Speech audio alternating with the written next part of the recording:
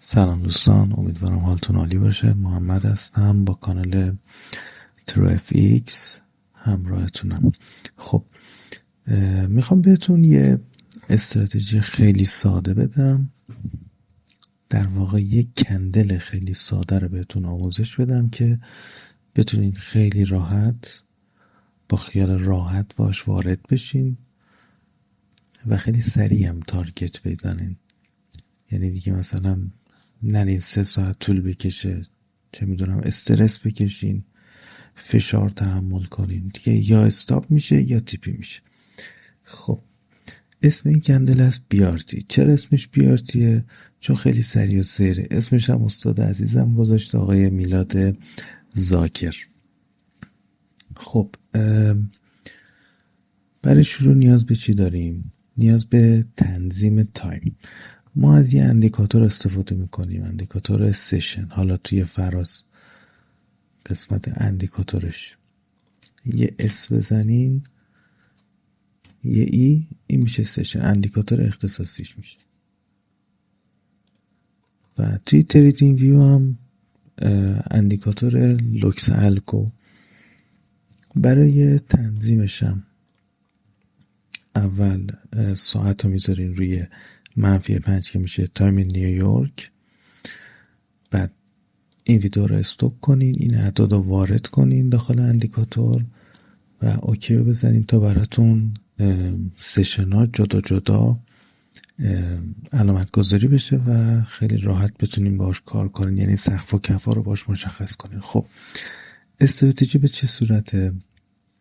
سقف یه سشن وقتی هاند شد با سشن بعدی، مثلا آسیا با لندن هاند شد، مثلا سقفش هاند شد، ما دنبال یک کندل بیارتی نزولی.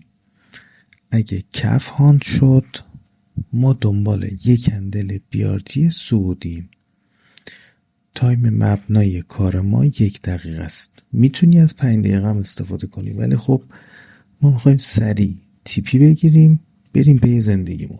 خب کندل بیارتی نزولی چیه؟ شرطش اینه توی سقف زمانی که تو دنبال کندل بیارتی نزولی هستی، یک کندل سبزی میزنه بعد از هاند.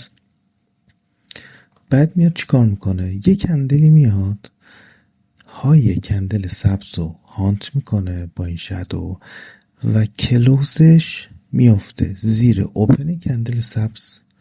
این میشه کندل بیارتی نزولی. خب کندل بیارتی صعودی چیه؟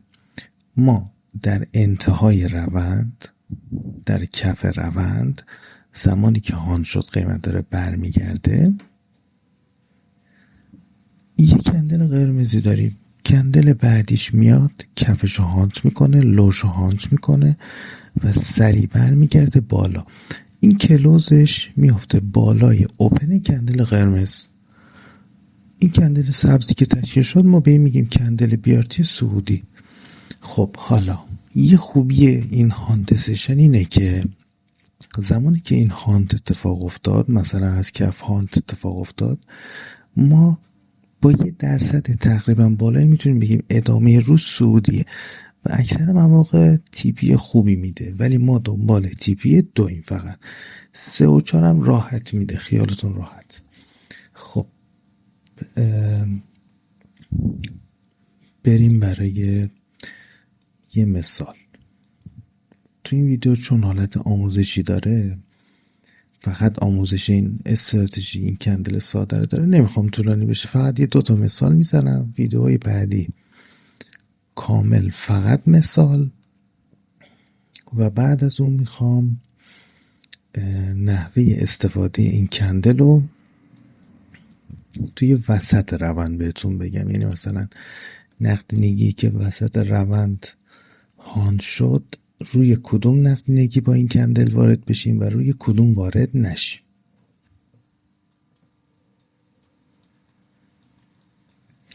خب اینجا آسیا اومده یه سقفی ساخته، یه کفی هم ساخته بوده. خب منم از قبلی مثال آماده کردم که وقت اون گرفته نشه. خب اومده این سقف هاند کرده، لندن اومده سقف آسیا رو هاند کرده و اومده یه کندل بیارتی داده. خب نکنین سقف هاند شده، بعدش بعد ببین اینجا دیگه دنبال نزول نباشین، دنبال کندل نباشین، 100 تا کندل رد شد دنبالش نباشین، همین در حد مثلا 5 تا کندل بعد، 10 تا کندل بعد، 1 کندل بعد، 2 تا کندل بعد. خب توی سقف بعد از هاند یک کندل سبز داریم که کندل قرمز اومده سقفش رو هاند کرده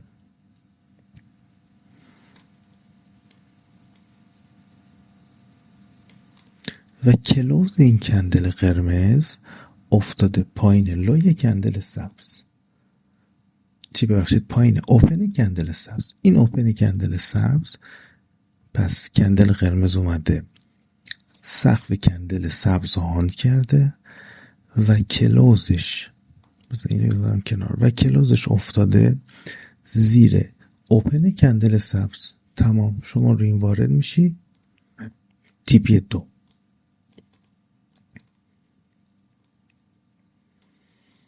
خب خوبی این هانت سشن هم اینه که زمانی که این هانت اتفاق افتاد گفتم شما تا 1% بالایی میتونی بگی ادامه روند چیه. الان مثلا این آسیا سقفش هاند شد، شما میدونی که در ادامه ما نزول داریم و خیلی راحت میتونین حالا با سبک دیگه، با تاییدیه دیگه، با MSS، اون دو نوع MSSی که داریم حالا توی ICT یا ستاب چه میدونم یونیکورن، هر چیزی، شما میتونین بعد از هانت نقدینگی داخلی شما بیاین در جهت ریزش مثلا اینجا وارد بشین که سقف هاند شده. خب اینجا لندن اومده یک کفی ساخته، این کف توسط نیویورک هاند شده. آیا کندل بیارتی داده؟ نه، پس ما وارد نمیشیم. تمام شد رفت. خب حالا ما اینجا یه سقف آسیا هاند شد. حالا ما یه سقف داریم که برای لندنه، یک کف هم داریم که برای لندنه ولی به ما تاییدیه نداد. خب اینجا نیویورک اومده چیکار کرده؟ قبل اینکه به این برسه این سقف رو هاند کنه ریخته. خب باشه، کاریش نداریم، سقفش علامت میزنیم، کفش هم که علامت زدم. خب توی روز جدید حالا کسی آسیا ترید نمیکنه، فقط صرفا مثالشه دیگه. خب اینجا اومده سقف لندن و سقف نیویورک رو زده تایم آسیای فردا و در ادامه چیکار کرده؟ یک کندل سبز ساخته. بعد با کندل ما توی سقف دیگه دنبال کندل بیارتی صعودی نیستیم، ما دنبال بیارتی برای نزولیم. خب حالا قیمت اومده سقف این کندل سبز رو زده و کلوزش افتاده زیر اوپن کندل سبز، زیر این پایینیه برای اون مهم نیست، فقط اوپن. کلوز قرمز افتاده زیر اوپن و تمام. تیپی 2 به همین آسونی. امیدوارم براتون مفید باشه. حالا براتون تا ویدیوهای بعدی سعی میکنم هفته آخره، این البته خودش مال هفته آخر 2024، هفته آخر 2024 رو این 7 روز رو کامل براتون ویدیو ضبط میکنم مثالاشو، که مثلا شما هفته آخر معمولا دیگه یه تریدر حرفه‌ای دیگه ترید نمیکنه، هفته آخر و هفته اول بعد کریسمس. من براتون دونه دونه بعد از هاند بیارتی ها رو مشخص میکنم، بعد بهتون نشون میدم که خب این هفته آخر با این وضع خراب چقدر میتونه این استراتژی کمکتون کنه. حالا حساب کنید دیگه روزای خوب چه اتفاقات بهتری میتونه بیفته. خب همینجا ویدیو رو تموم میکنیم. ببینم اگه مثالی باشه. یه مثال دیگه برات. خب اینجا رو کار نداریم. ببینم اینجا که کف آسیا زده شد رفت، اصلا هیچی. لندن تازه اینجا باز شده که اصلا کاری هم به اون کف آسیا نداره. خب باز شده، اومده یه کفی ساخته، هیچی هم نزده. میریم روی سقفش. خب اینجا لندن یه سقفی ساخته، نیویورک اومده اینو هانت کرده. بعد هانت اومده یه کندل سبز ساخته، کندل قرمز رفته بالاش رو هانت کرده و کلوزش افتاده بالای کلوزش افتاده زیر اوپن کندل سبز. تمام. اینجا وارد میشی، استاپ این پشت. حالا شما اسپردم لحاظ کن دیگه. این هم تیپی 2 1 2 3 دقیقه دیگه. بی خود نیست اسمشو گذاشتم بیارتی. خب بریم تا ویدئوی بعدی. امیدوارم که موفق و پرسود باشین.